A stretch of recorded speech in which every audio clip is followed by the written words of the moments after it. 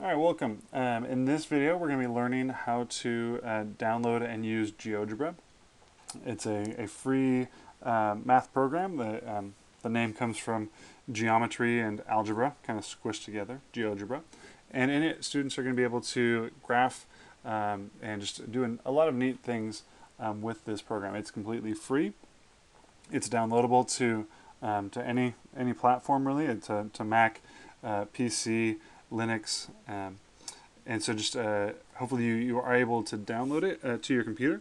And again, one more time, it's totally free. There are a few web applets, I believe, that are you could use as well, although they're going to be a little bit limited with some of the things we'll be doing in class. So hopefully you really are able to just download it. It's not a very big program, but here we go. Let me walk you through how you would do that.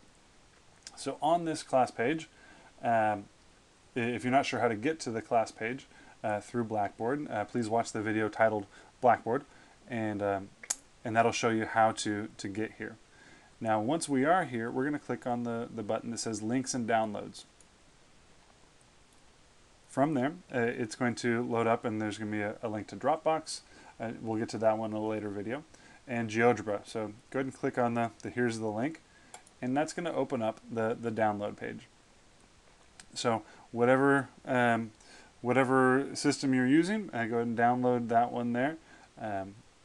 So click on whatever one that is, and it's going to run the program here for you. So let me pause the video and be right back. All right, so it's finished downloading here. See, just 28 megabytes. And from here, we're going to run you through opening that up. So let's see.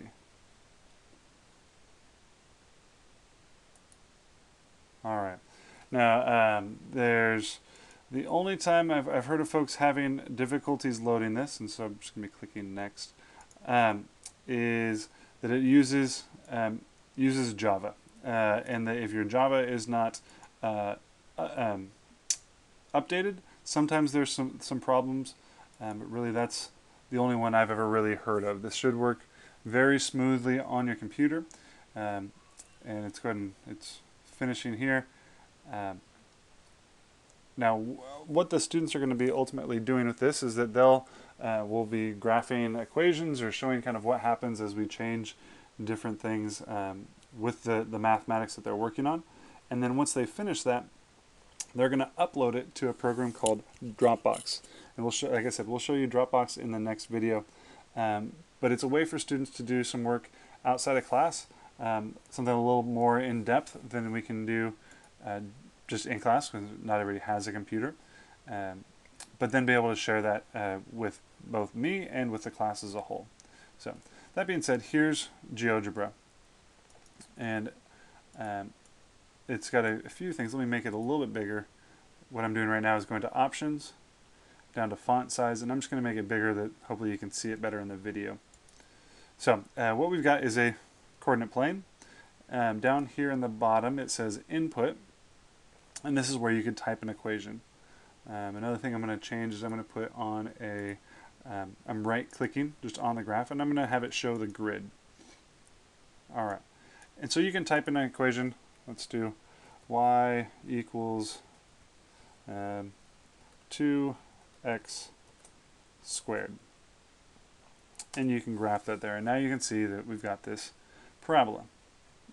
Students can move the parabola around. So I clicked on this arrow right here, and now I can drag the parabola around and kind of check out different things that are happening.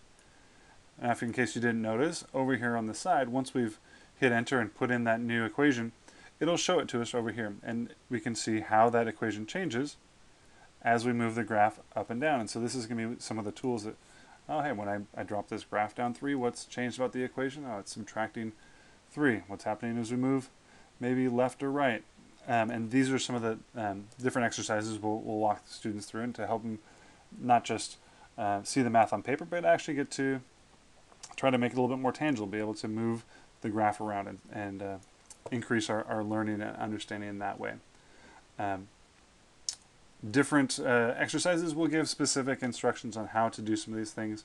But to your child, I'd recommend also just kind of playing around for a little bit, see the different things that they can do in here, creating polygons, creating lines, midpoints, all sorts of stuff. And so just, I would take some time for your son or daughter to just, your child to just move around and play with GeoGebra a little bit, get used to it. The next video, again, I'm going to show you how to, once we've got something, we can save it and then put it directly into Dropbox. So we're going to end this video here, but there's GeoGebra, and all right, thank you very much.